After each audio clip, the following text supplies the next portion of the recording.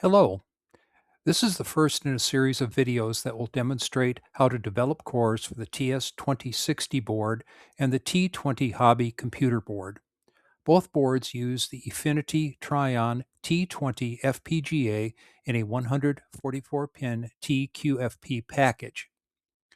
The TS2060 board is designed to be an expansion board for the TS2068 home computer that was produced by the Timex Computer Corporation in 1983. The board can also be used as a standalone computer board. The T20 Hobby computer board is designed as a low-cost alternative to the TS2060 board for those users that would like to use a smaller or less expensive board. Now let's take a look at the major features of each of the boards. As you can see, the 2060 board uses a 15-volt power input, and the power input jack is a barrel jack. It has the ability to configure FPGA from files stored on an SD card. It has access to the SD card for file storage.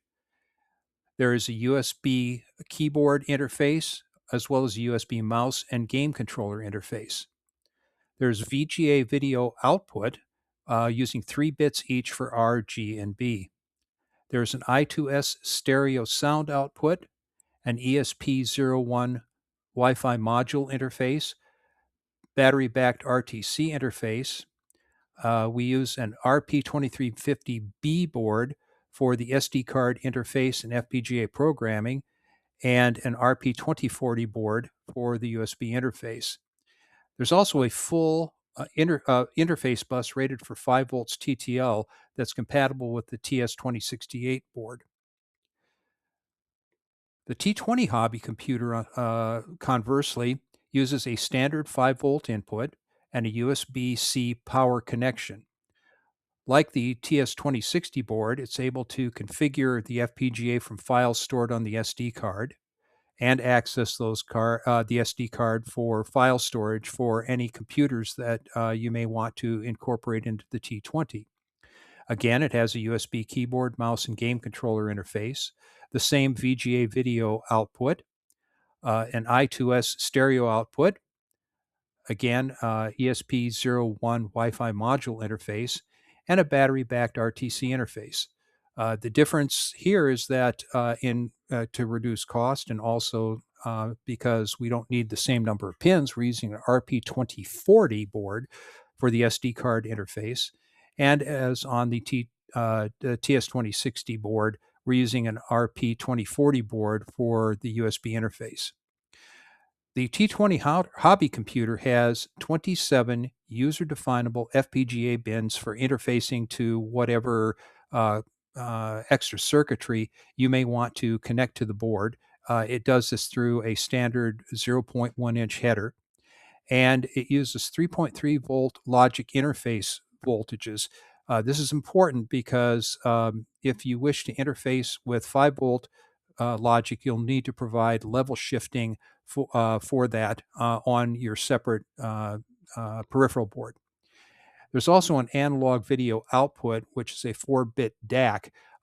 This is included primarily for computers like the ZX81 that had the video output closely integrated with the processor, and so it's easier just to use that rather than necessarily the standard VGA.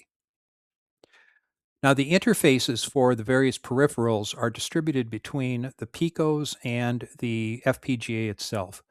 The USB keyboard, mouse, and game controller is interfaced through the RP2040 USB interface. VGA output, as well as stereo sound output, comes from the FPGA through components that will be provided as part of the design package for the boards. The Wi-Fi module interface and the battery-backed RTC interface are interfaced through the same RP2040 or RP2350 board that controls the SD card. In order to program the T20, you need to use several EDA tools. However, before reviewing the tools that will be used, a brief description of the two most prevalent languages used for programming programmable logic design will be provided. The first major language is VHDL.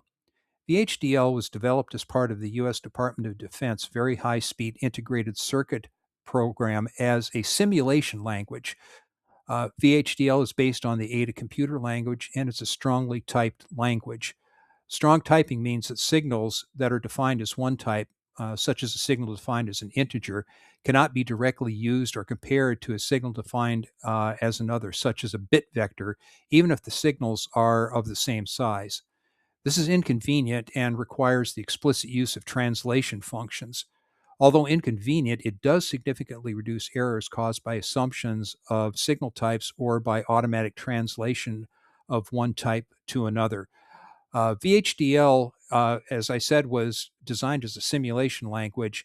Shortly after VHDL was standardized, logic synthesis was added to the language as well, making it one of the primary languages used for developing code for FPGAs and other digital logic systems. The second major language is Verilog. Verilog has its roots in the C programming language, and its typing is not nearly as strong as is VHDL. This makes it easier to write, but can produce subtle bugs. Both languages have a large user base, with Verilog being the more used language. In designs, it is common to use components written in either language in the same design. The tool sets make this easy as they allow mixed language designs to be successfully compiled and fitted. All the user needs do is ensure the interfaces are properly defined for each component. These videos will use VHDL exclusively since it's the language with which the author is most familiar. However, there may be Verilog components that are included in the designs with VHDL being the overarching language. And if that is the case, a description of how to incorporate Verilog components into a VHDL design will be given. We will now review the tools that will be used for writing FPGA cores. Note that all tools run under the Windows operating system. The Efinity tools will run natively in Linux without problems. The author has had difficulty getting the Quartus 2 tools to run well in Linux. Attempts have been made to run the Quartus Linux tool under Linux with no success. Attempts have been made to run the Windows tools in Wine under Linux, and there are directory issues that have made it cumbersome to do so. The author henceforth has elected to use Windows. The first tool that we'll talk about is the Quartus 2 tool. The Quartus 2 tool is used to edit and check the design for syntactic correctness. The Quartus tools have several convenience features that make editing the source files easy and finding and correcting errors straightforward, such as syntax highlighting and good search and replace tools. The Model Sim tools are used to write test benches that can be used to verify the design meets its functional requirements. Writing test benches is a skill all its own, but since our designs will be relatively simple, displaying waveforms will likely be enough. Generally, simulation will only be needed when designing components, since the top level of the design is essentially simply wiring components together. The Efinity software suite is the program that compiles the design source files to produce the bit stream used to program the FPGA. The Efinity tools are not the best for editing or testing the design source code, which is why the Quartus tools are used. There may be other tools available other than Quartus 2 for entering and compiling the VHDL. And if any viewers know tools that are open source, the author would definitely like to hear about that. Now, in addition to the aforementioned commercial tools, there are also some useful tools that I've developed to make the design process a little simpler. The eFinix project.exe is a GUI-based design that is used to make a skeleton project for either of the boards in a user-defined directory. The skeleton project contains the project files required for the Quartus and Efinity software. It also will copy component files to the project directory. It will make a top-level file for the design as well as package files that contain the component definitions for the components selected in the GUI. The most important thing the program does is generate the file that binds the input and output pins of the top-level file to the physical pins of the T20 device. This program is a convenience as all of this work can be done in the Quartus and Efinity tools. The second tool, the bin to vhd.exe file, converts a binary file to a VHDL memory component suitable for synthesis in the T20 block RAM device. Please see the README file in the directory containing the program for a description of the command line options. This is a convenience program since this function can be done manually, but it is tedious and prone to error. The example will show the use of this particular program to make an internal memory file. The last file, or the last program, is the ehex to bin.exe, and it converts the ASCII hex bit stream produced by the Efinity tool into a binary file. This is done to speed up configuring the FPGA configuration from the file by the boards. It is necessary to run this file after the Efinity tool has generated the necessary bitstream hex file. A batch file is included to make this easier.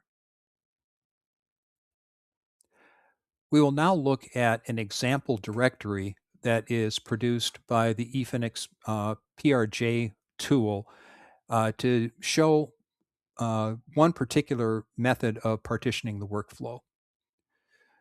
The Efinix PRJ subdirectory or subfolder in the main design folder holds the files that are necessary and produced by the Efinix project. Initially, only the ISF and the project XML file are produced by the Efinix project tool. All of the other directories and files that you see here are produced during the execution of the Efinix tool that produces all of the intermediate files. The outflow file is where the hex file for the bitstream will be located. This is one reason why I've elected to put all of the Efinix and, as it turns out, Quartus files in subdirectories. That's to keep the main directory clean. The Quartus 13 project directory, again, contains the files and for the Quartus tools. The two files that are produced by the Efinix project are the QPF and the QSF files, and all of the other outputs here have been produced by running the Quartus tool to check the design. The other files here, for instance, there's a subdirectory for the bin to VHDL file and the ehex to bin file. KB Spy, Pico Spy, raw I2S, Z80, and terminal are subdirectories that contained the files for the particular components that are described. Notice that the name of the directory does not necessarily match the name of the VHDL component.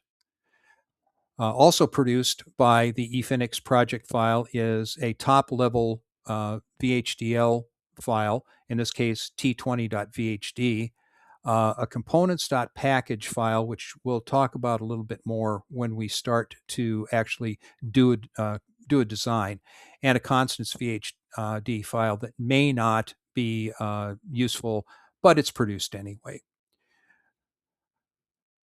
Now we'll take a look at what's the Quartus tool actually shows you. And in this case, I've opened it to the project that we just looked at. And as you can see, the Quartus tool allows you to import or look at files, examine them, and modify them as you would need to for your design. If I start right now, there are no components that have been added to the main body of the design. So you won't see the design hierarchy, but that will show up in this left-hand pane called Entity. There's also a screen at the bottom that shows the results of the compilation. Blue is for warnings of various sorts. For instance, I haven't hooked up the VGA lines, blue, green, red, HSync, VSync. So it says that they are not used and they're be given default output properties. So, and we will see much more of this program or tool in the following uh, videos. The Affinity tool is essentially the same, uh, and it does allow you to edit VHDL files, but as I said, it's not anywhere near as easy as using the Quartus tools. However, this is the file that you will need in order to uh, actually produce the bit stream, and we'll see if we can.